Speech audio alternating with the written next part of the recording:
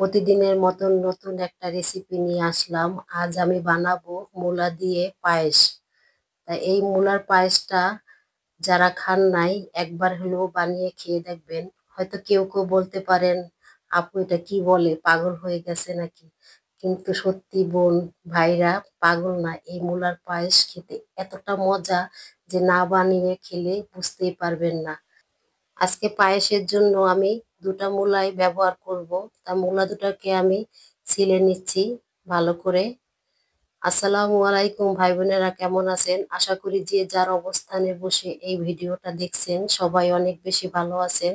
আলহামদুলিল্লাহ, আমরাও বেশ ভালো আছি। তা আমি মূলা দুটাকে গ্রেট করে নিব। তা আমি চিকন সাইডটা দিয়ে গ্রেট করব না, এই মোটা সাইডটা দিয়ে গ্রেট করব। এতে করে পায়েসটা যখন খাবো তখন একটা মানে মুখে হালকা হালকা পড়বে, আর পায়েসটা খেতে খুব ভালো লাগবে। তা আমি মূলাটা গ্রেট করে নিয়েছি। তা ফুটন্ত পানিতে গ্রেট করা মূলাটা আমি দিয়ে দিলাম। তা মূলাটাকে আমি 60% সিদ্ধ করে নিব। তা সিদ্ধ করা হয়ে গেছে, পানিটাকে সেকে তারপরে আবার ঠান্ডা পানি দিয়ে ধুয়ে এক সাইড করে রেখে দিলাম। তাই এদিকে আমি এখানে 1 লিটার দুধ আছে, তাই আমি দুধটাকে জাল দিয়ে নিব। কারণ দুধটা যেহেতু ফ্রিজ থেকে নামিয়েছি, আইস আছে, তাই দুধটা বলক এসেছে। এখন আমি কিছু দুধ আলাদা একটা বাটিতে রেখে দিলাম, আর বাকি দুধে আমি 2 মুঠের পরিমাণ পোলার চাল ভিজিয়ে রেখেছিলাম, সেই পোলার চালটা দিয়ে দিচ্ছি। আর এই দুধেই আমি পোলার চালটাকে পুরোটা সিদ্ধ করে নিব। এখানে কোনো আমি চিনি এখন পর্যন্ত দেই নাই। তাই 2টা এলাচ মুখ ফাটিয়ে দিয়েছি, আর ছোট্ট একটু দারচিনি দিয়েছি।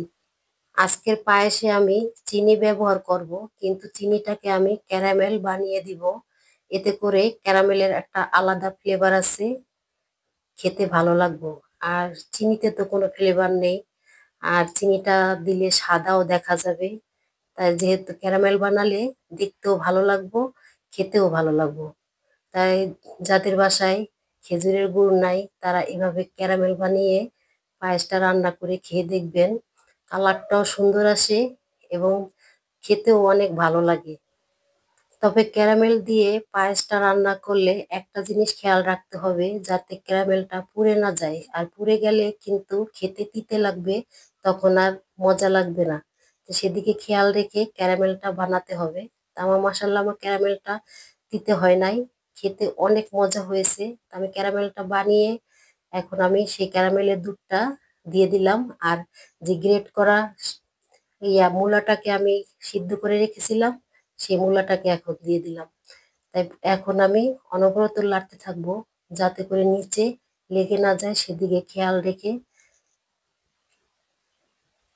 তাই এখন আমি দিয়ে দিলাম কিশমিশ। তাই কিশমিশটাকে আমি আধা ঘন্টা পর্যন্ত ভিজিয়ে রেখেছিলাম, এতে কিশমিশটা নরম হয়ে গেছে। এখন আমি দিয়ে দিব অল্প পরিমাণ লবণ। আর এই লবণটা দেওয়াতে মিষ্টিটা খেতে ভালো লাগে, একটা পাঞ্চে পাঞ্চে লাগা ওটা লাগে না, খেতে খুব ভালো লাগে। তা আমি এখন দিয়ে দিব ঘি। তা আমি ঘিটা ফ্রিজের থেকে বের করেছি, তো এজন্য ঘিটা শক্ত হয়ে আছে। তাই ঘিটা আমি পায়েসের সাথে ভালো করে মিশিয়ে নিচ্ছি। ভিডিও শেষ প্রান্তে এসে এখন পর্যন্ত যে সকল ভাই বোনেরা ধৈর্য সহকারে ভিডিওটা দেখছেন, প্লিজ ভাই বোনেরা ছোট্ট একটা লাইক দিয়ে পুরো ভিডিওটাই দেখার অনুরোধ রইল।